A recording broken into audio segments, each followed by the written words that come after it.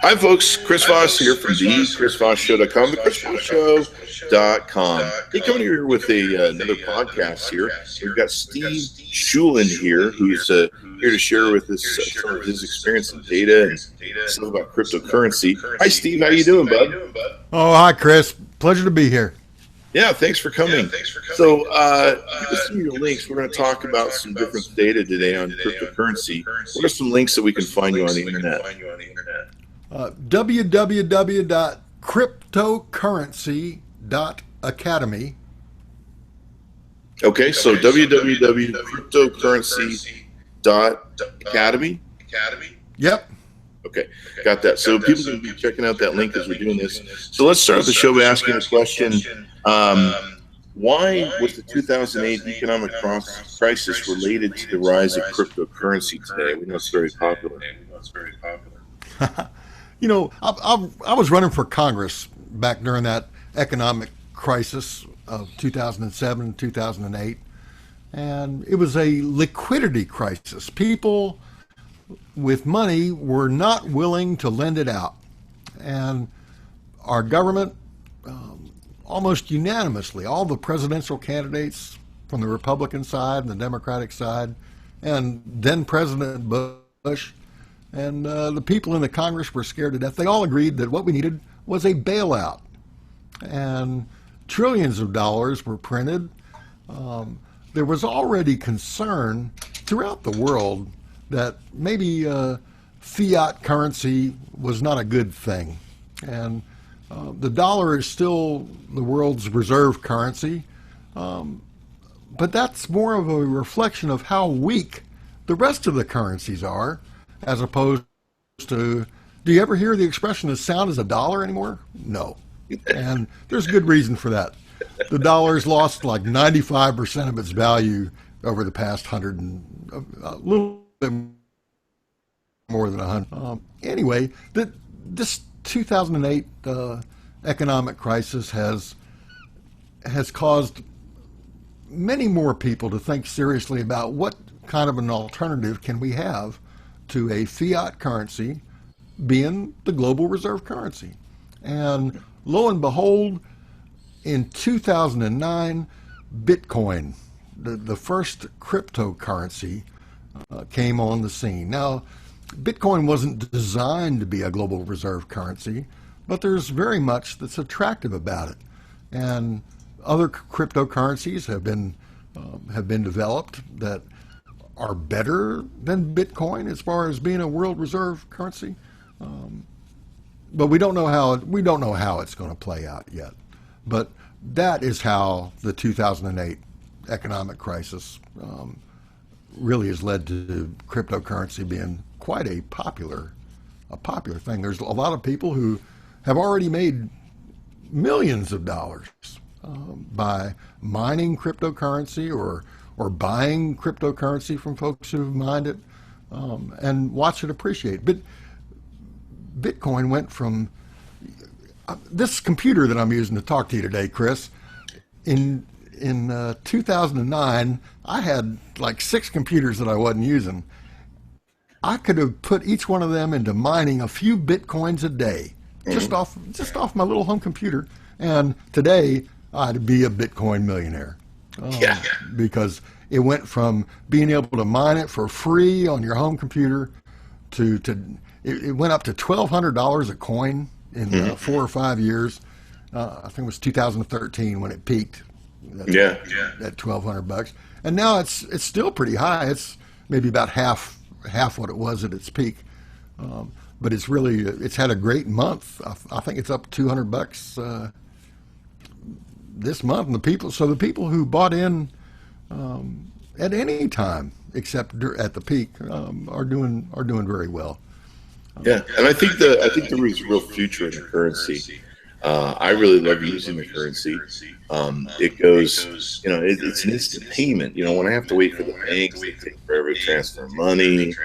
And if you want to transfer money around the world, like I have friends that they build apps and they do a lot of international business with their computing, and they have all these people who build programs around the world. Trying to pay them through the banks is a nightmare. and being able to instantly pay them through Bitcoin is boom, done. And it's just a brilliant thing. And so Bitcoin, I think, has definitely got a future. The feds and the banks are really starting to adopt cryptocurrency now, and even companies like Coinbase. I don't know if you've heard of them, but they've been a real user of a lot of different resources, and they've adopted all the different cryptocurrencies that are out there. They are in the process of adopting cryptocurrencies out there. They just have a few new ones. So tell us about what you do with the academy there. We educate people. We have online training, certificates and whatnot. And the best part is we don't just educate you. You pay your tuition, and then it's up to you to go off and apply it. When you join, you get the capability to mine coins essentially at the click of a button for free. Oh, wow. So I don't need one of those bigger expensive computers and all that stuff? No, not at all. As a matter of fact, you can do it on your cell phone. Oh, wow. That's awesome. Because the computers they have for the hashing now are ultra expensive.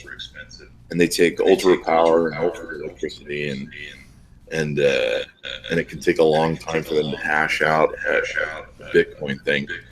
So if they go to their website, what are they going to find? There's going to be a login. There's going to be a thing where they can set up an account. They can to educate themselves. If they go to Cryptocurrency Academy, the first thing they're going to see is a 31-minute video. And there's a button below that says, "Do you want to do more?" Then just watch the video. If you don't, hey, that's fine. I had over 1,000 people join my team yesterday. Nice. So this is not. I don't need your money. Yeah. But I'll tell you what, this can change your life. Yeah, it can make a huge difference, especially from the speculative term of currency going up and down. I think it has a huge high side because it's still so new and it's being adopted by so many different institutions that it just has an upside as that grows and it becomes more commonplace. You become more educated, like your academy, on the Bitcoin process, how it works, cryptocurrency. And I think as more and more people get educated, adopted, get comfortable with the idea of it, cryptocurrency is a term that really helps, actually. But because it sounds like crypto, but I've used Bitcoin for years now and been very comfortable with it. In fact, I love it in my international games. It's just so great to go ahead and pay somebody. I don't have to. Chris, I would like to invite you to cash in one of your Bitcoins and buy an educational package. I'll take a look at it. I'll take a look at it. The upside of this one is much. If Bitcoin doubles, man, that'll be a huge thing. Yeah. If mine goes up 50 times, it's going to be average. All right. Well, you can always the upside is huge. So tell us more about the site. What we can learn how to do the academy there. We can learn about what Bitcoin is. What else can we do there? Well, I call it earn faster than you learn. I'm 62 years old, Chris, and I've been a fan of education all my life. I went from high school. It took me 7 years to get out of college, but I took a year off. I worked in the nuclear power industry. One of my professors had a rent-a-tech company, like a manpower kind of thing for.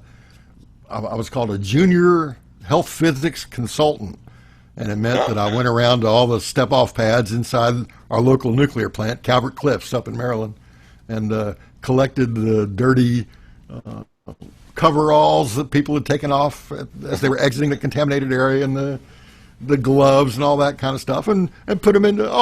Chris, it was a great place to work. A very clean, As a matter of fact, someday we might want to have a show about the scaremongering about low levels of radioactive material, because radiation is stimulatory. Your body. We grew up in radiation. The little babies inside the womb, they're protected by amniotic fluid. Water is a tremendous shield against gamma radiation. Anyway, the radiation was not a problem. These nuclear plants are some of the cleanest places possible to work at. They pay you to wash your hands. They pay you to put on coveralls and gloves and stuff like that. It was really a joy. I ended up making it a career. I started off as a junior technician, and I kept working at several plants. And I was on the debate team in college and was a researcher and a talker.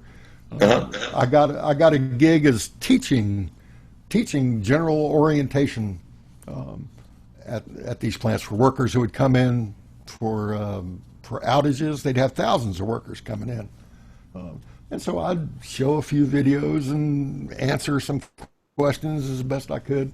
I really love that. Anyway, I spent 7 years on the road doing that kind of the technician work and a little bit of the training work. And then my wife said, "Honey, as long as you're coming home in between jobs," she was offered a job in Germany. She was working for the U.S. Army as a civilian at the time. And she said, "Honey, why don't you come home to Germany?"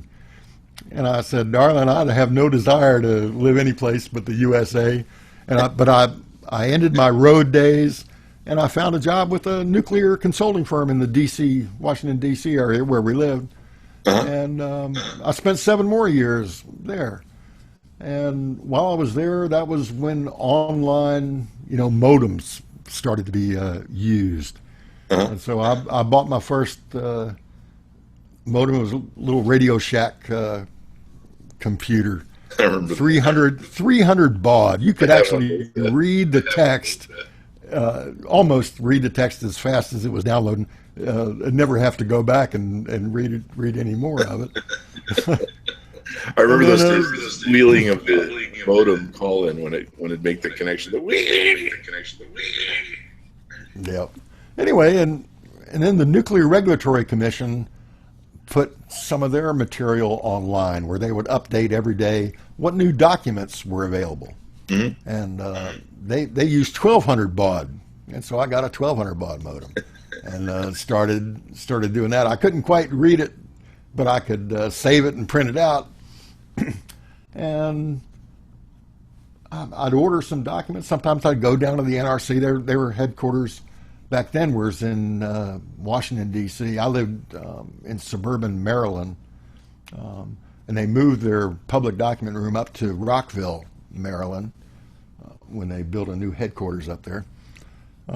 Anyway, I just kept using this online communications tool, and for my consulting company that I was working with, I started an idea for a continuing training program for radiation protection technicians based on information coming from these regulatory documents. They used to write extensive inspection reports with all kinds of details on it and descriptions of events. And so as I was reading them, I'd take notes and copy sections of it and file it away under categories. I had like 100 different categories of health physics tips, mistakes to avoid, good practices to try out.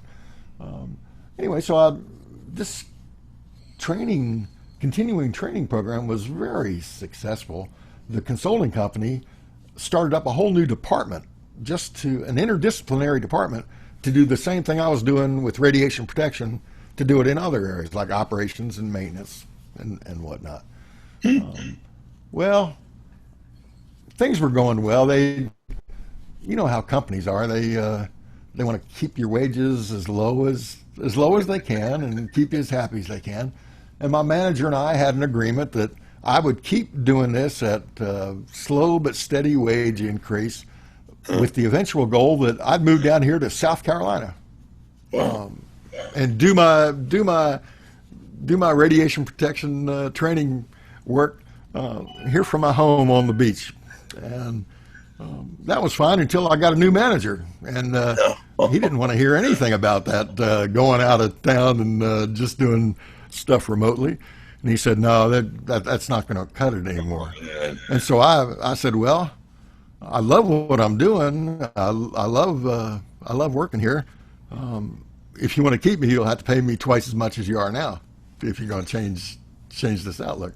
Well, they didn't care for that idea either. Anyway, so within a few months, I started my own consulting company. There you go. A pricey little newsletter for radiation protection managers, doing exactly the same kind of research and reading. Back then, it was before you had PDFs available online. They were still doing the text-based information. You could find out the titles of the new documents, but then you'd have to order them to actually read them, and it would take a week or 10 days for them to come in the mail, where they'd copy them and send them to you. And so I'd pay like $5,000 or $7,000 a year to get the documents that I identified as being especially potentially fruitful for radiation protection managers to know about. And then I'd write a newsletter every month describing it. That's 30 to 50 page newsletter, extensive quotes from these inspection reports. I had one of the computers that I had it set up as an optical character recognition computer where I'd feed the documents in. I hadn't done that for so many years. Golly day. I went through a couple of scanners, and I tried an awful lot of OCR software. And it was time consuming, but it was great. It was a lot less time consuming than typing this stuff in. That's true. Anyway, I quickly, my wife was amazed. I sent out a letter before the first issue came out to the radiation protection managers. There were about 100 nuclear plants in the United States during the 1990s. And I just sent a letter telling them who I was. Everybody knew my name because of they were almost half of them were subscribers to the training thing I was doing. Anyway, half of the nuclear plants in the country signed up at $4,200 a year subscription rate. Wow. That was pretty sweet. And my wife was duly impressed. Every time a check would come in, I'd come home with a bottle of champagne for her, so she knew what was going on. Anyway, I loved it. I kept doing that, and I set up a little dial-in electronic bulletin board to go along with this newsletter, because heck, the newsletter was just published every month, and there were new documents coming in every day. I was scanning every day, new stuff. I wanted subscribers to be able to share in the joy of this electronic age and get stuff early. Well, very few of the radiation protection managers at nuclear power plants were interested in going online and downloading documents. But I learned an awful lot about modems and communications software back then. And I got a little bulletin board. I was a node off of a local .net. This is before the World Wide Web, before the .com domains were added to the mix. And by the time the .coms came out, hey, I was a node already. And so I registered nuclear.com as my domain name. Holy crap. Holy crap. I just wanted it to be an email domain. That's a great domain. Anyway, so I ended up, there was a scholarly paper written 2 years ago that was published it was an online journal, but this was a national security research team from a small college. I'd never heard of them before, but they were looking into social media influencers. This is something that's right up your alley. And they were they started off with they decided to study nuclear as their focus, and they looked at the Twitter account for the Nuclear Energy Institute, which is the large industry association for every commercial nuclear power plant in the United States. Nuclear is the most heavily capitalized business in the world. Wow. And they're a big deal. Anyway, so these researchers applied their analysis techniques to influencers on nuclear power, starting from this Nuclear Energy Institute. And the only graphic that had the name, I mean, they had a lot of graphics showing, bright lights in the middle for all the concentrated activity in the social networks, and then dimmer lights going out, like looking out at the universe and seeing a bunch of stars. Well, one of the last graphics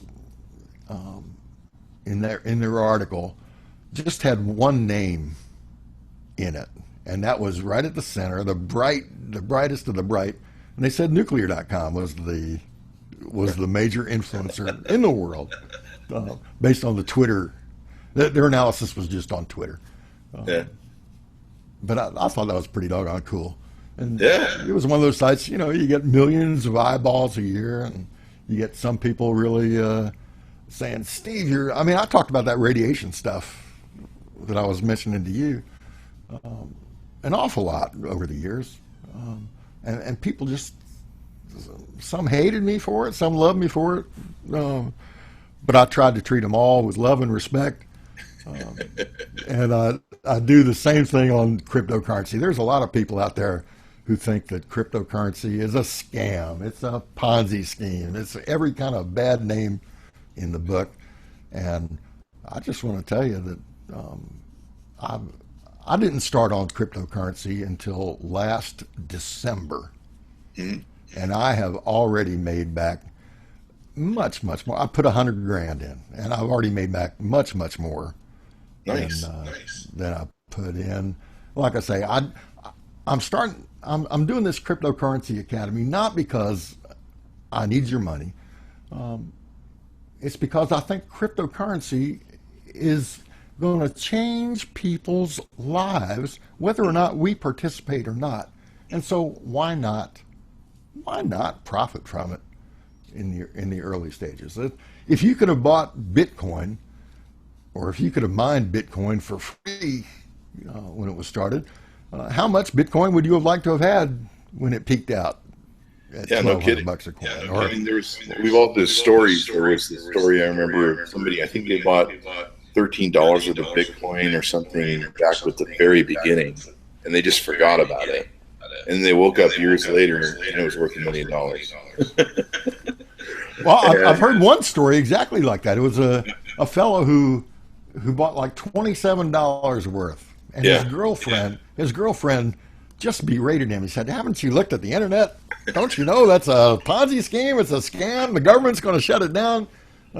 And he forgot about it for 4 years. Yeah. And then he thank heavens he didn't throw away his wallet password. Yeah, no kidding. Which a lot of people do. 20% of the people who have Bitcoin, they've either had it stolen from them, or they can't access it because they don't know what their password was from 4 years ago. Well, anyway, his $27, when he checked 4 years later, was now worth $800,000. Yeah. And for some reason, he didn't sell it right away. I think I would have sold it right away. But he ended up selling it for over $1 million a year later. I remember he bought a house or something with it, I think, if I recall. Yeah, I mean, for me, the cryptocurrency holds a lot of different promises for the future. I mean, it's definitely a growth sort of product where it's still going through the adoption of having the common public understand it, be comfortable with it, know what it is. But I think that's going to happen. I think it's the real future of currency. I think the time's going to change with us carrying dollar bills around, and already there's predictions that most banks will falter here in the future. Certainly, they're looking at losses with the banks, where they're now looking to start closing some of their locations and branches. In the future, you won't go to a bank or a branch. to do business. And cryptocurrency is going to be very important for two reasons, not only from a currency basis, but also from the blockchain basis. And I probably won't go into too much detail. They can probably learn more about it on your Academy site. But the blockchain segment as to how it uses the keywording process, I'm trying to think what the term is, but it keeps a list of all the transactions. And a lot of Silicon Valley startups are doing products that are developing accounting programs, inventory type programs using the blockchain method. And so there's two different ways you can use the Bitcoin, and it's really exciting to me different ways that this is going, where it's eventually going to become a very widely accepted product and a very the public's going to be very well aware of it and comfortable with it. Banks will take it. We're already seeing now where I can now buy Bitcoin through PayPal, which is very common, popular bank, especially in my international transactions. Like I say, if you're a company that does business internationally, Bitcoin is a great way to pay people. And most of the software companies that I know nowadays in Silicon Valley and everything, they're using Bitcoin as a way to take those transactions, because it's too much of a pain in the butt to send money to an app developer in Russia or a programmer in other parts of the world. It's a nightmare if you try and do it through banks. I agree, Chris. And that word you were thinking of, I believe, is ledger. Yes. There we go. And the Bitcoin is a way to have a public ledger that is virtually impossible to hack because it's distributed. So cryptocurrency and other blockchain using applications are generally much more secure than a ledger that is kept by one party. And another advantage is the speed of transactions. Now, this is one of the places where Bitcoin falls short. Bitcoin, they upgrade or update their blockchain every 10 minutes. And if you wanted to take your Bitcoin to the local restaurant, you might be willing to wait 10 minutes from when you pay your bill to when they say, "Thank you for coming, we received your payment." But if you're going into the grocery store, you don't want to wait 10 minutes at the checkout line waiting for the transaction. And the cryptocurrency that I favor, they are moving to a 1-minute update to their blockchain globally. So that means it'll be pretty close to even the longest time you have to wait when you're using one of the new chip style credit cards. It takes a little bit longer than instantaneously. But this is something you'll be able to use just like you use your current currency, and the charges to the merchant will be much less. Merchants, I don't know what's typical these days, 3%. Yeah, they get hung up pretty hard for credit card charges. Then some of these credit card swiping companies make a lot of money just off of the little units they sell them that you have to swipe with. And yeah, it can get pretty heady on some of them. My company's goal is to have 10 million people with this one coin in their pocket here in the next 2 years, and 1 million merchants accepting it. We don't have the merchants side up and running yet. We expect to have a merchants app available here very shortly. That'd be cool. Yep. And we do have over 2 million miners that are active. So we're well on the way to that goal. And that'd be awesome. Yeah, cryptocurrency definitely is the future, and with what I'm seeing startups do with it, a lot of people like Fred Wilson, who's funded Twitter. He was one of the investors in Twitter. I'm not sure if he's in Facebook, but he's in one of other large names. I believe LinkedIn. He talks about cryptocurrency and how it's being used in the startup field. And so this is really an adoption process where there's just a huge upside to this, where more and more it's going to become adopted, more and more it's going to be popular, and the public's going to become very aware of it. And I think it'll be a very common transaction. I mean, I've had Bitcoin for 3 or 4 years now, since about 2013, I think. And I've done transactions, never had a problem. I'm very secure with my wallet, so I never had it taken from me. It sits on my computer and protected. I'm not sloppy, of course, who I give it out to. But I've done transactions all over the world with it, received money with it. It's been a very secure, wonderful thing. And what's great is I've been able to, I'll give you an example. I had a client in South Africa, and this is a few years ago. Things may have changed, but she wanted to hire a consulting company, and she couldn't pay us through PayPal because her bank, the banks in South Africa, had said, you have to come in, you have to fill out a special form, and you have to, sign blood and permission that you are who you are and this transaction is legal. And she had to go through all this work just to be able to send us money through PayPal, which she finally was able to do. But, it's a lot of work. You have to go to the bank. So a lot of people don't realize that, transacting money internationally around the world is a real pain in the butt. And Bitcoin is international, worldwide. It's a worldwide currency as opposed to like the US dollar, where the US dollar is just like, well, this is just our money. You can only use it here, sort of thing. So that's the great thing about Bitcoin and cryptocurrencies. It makes it so you can do these transactions. They're done, and away you go.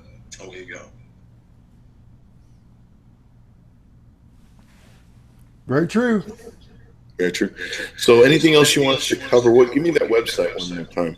Sure thing. www.cryptocurrency.academy. Cryptocurrency.academy. They can go there. They can learn about cryptocurrency, educate themselves, get themselves knowledgeable on it so they can see what it is, how it works, and what they should be looking to do as the next step. Go ahead and give me your email address, your telephone number that you can receive text messages from, your name, choose a ID and a password to be entered into the system, and there's no pressure. You don't have to spend a cent to sign up and get. You can explore the back office, which has an exchange in it, all kinds of information, like the cryptocurrency that I favor has splits every 60 to 90 days. The tokens that you use for mining, that you get as a free bonus when you buy an educational package, a freshman pack, a sophomore pack, an MBA, massive bank account pack, I call it. We even have doctoral style pack. There's 7 different educational levels. Every one of them, when you buy it, the tokens you get as a bonus gets at least one split, which means you get double the tokens. And the tokens you get when you initially pay your tuition, they're essentially worth the same amount that your tuition was in cryptocurrency. The larger packages, they come with multiple splits. Like the first package I got was a 4-split package, and then I bought a pair of 6-split packages. They've just added another package, the biggest one ever. It costs like $170,000. Oh, wow. But you will get 7 splits, and not only that, this will be the only package where you'll get, instead of having to wait in between each split for 2 months, 3 months, you'll get all these splits before the blockchain gets enhanced in October. We're boosting up from, instead of 120 million coins maximum to be mined, which is what the original blockchain was. We're a centrally managed blockchain. we're changing it. We were much more successful than we expected, and we're changing it to 2.1 billion coins potentially to be mined. And that new blockchain is going into effect October 1st. Everybody who has coins already or has coins in mining already, you will have double coins from your current holdings on October 1st. Wow. That's cool. But this biggest package, you'll get 7 splits, and essentially for less than 200,000, you will have at least 2 million of the coins on October 1st. So cool. Right now they're worth $7 a coin. I don't know what they're going to be worth October 1st. The market's going to decide this thing. But if you got 2 million coins and you paid less than 200,000 for them, the price could drop an awful lot, and you'd still be making an awful lot. Sounds good. Anything else we need to know, Steve? We'll wrap up the show here as we've been an hour. Yes, cryptocurrency is just what I've used to help my children's future, help my grandchildren's future, help strangers' futures. But that's not my calling in life. Is money. My calling is politics. I've listened to you a lot over the years on politics, and many times your tweets have brought joy to my heart. I am a God-fearing, liberty-loving, sovereignty-conserving guy, and in May, a candidate, a presidential candidate, an independent presidential candidate, who I happened to vote for in 2012. Tom Hoefling is his name, of Iowa. He asked me to be his vice presidential running mate. Oh, wow. So, folks, I don't know whether you're going to be able to vote for me in Nevada, Chris, but folks in most states will be able to vote for me. I know that votes for Tom Hoefling, Hoefling, will count in enough states for him to win the Electoral College in 2012. But we just weren't effective enough in spreading the word. Is there a website that our listeners? Oh, yes. www.tomhoefling, Hoefling, tomhoefling.com. Okay. Is the campaign website. Well, I think you got to because a lot of people aren't happy with the two mainstream people now. So people have been looking at the alternatives. I agree. There's never been a better need for somebody to step up who isn't. I heard you talking about politicians in one of your podcasts that I was listening to this week, and you have a bad perspective on politicians. Well, I try. I'm running for vice president, but I'll tell you what, I'm not like Clinton. God help us. I'm not like former Governor Kane. I'm not like Trump. God help us. Yeah, I don't think anyone's like Trump. He's kind of his own. Not like Pence. None of these are fit. None of these are fit to be president. You know it. Your neighbors know it. Tell them that there's a better choice out there. Okay. That's Tom Hoefling. I've been working with Tom for 9 years, and we came together for another candidate that we both supported, Dr. Alan Keyes of Maryland. A great fellow. Boy, what a difference our country would be today if he had been elected. He was in the Republican primary debates throughout the 2000 election. At the end, it was just him and G.W. Bush and John McCain in these debates. And Keyes he represented my views by far better than anybody else. I could not believe that he didn't get more traction. He happened to be a black man. That might have had something to do with it. He wears his religion quite openly as a Christian. That might have had a little something to do with it, but heck, 70% of Americans self-identify as Christians, so I don't think that was the problem. The media hated him, and we've learned a little bit from that. We want to bypass the media totally. I would much rather be here talking with you, Chris, and you're letting your audience hear me unfiltered than sit down for an interview with CNN or thank you or whatnot, and have them edit my comments to maybe they'd take one sentence or one phrase out of everything that we've talked about here, and they'd paint me as a Looney Tune, and people would believe it because hey, they're watching the news, they're seeing the guy talk for himself, but you get the context, and your listeners get the context. God help us all. I'm running for vice president not because I want to be vice president. I'm running for vice president because if you don't see a leader, be a leader. That's been my motto my whole life. Most definitely. Well, good luck on that. There's definitely, I'm seeing all the other parties that are outside the two main ones that a lot of people are looking at, a lot of people are talking about. And I am excited about that process, that people are starting to think outside the box of a two-party system, and that there are other parties out there, there's other options. I would really love to see a presidential campaign in the future where there was 4 or 5 or 6 different parties and people to choose from, and they all were getting mainstream media and mainstream attention.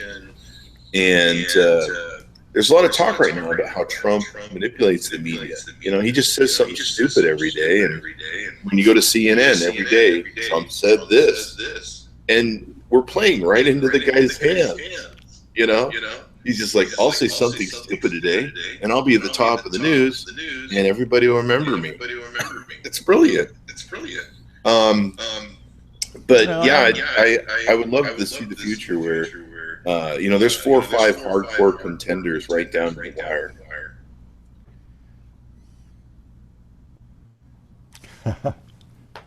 Bless your heart. Well, thanks a lot, Chris. Thanks, everybody. Thank you very much. Give us that Academy website one more time.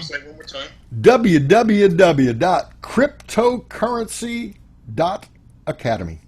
And if you're watching on the chrisvossshow.com, there'll be a link on the page there you can take and click on. And if you're watching on YouTube, there'll be a link on the video that you can take and click on. And so check that out. Thanks, Steve, for having us, and we'll look forward to checking out your website.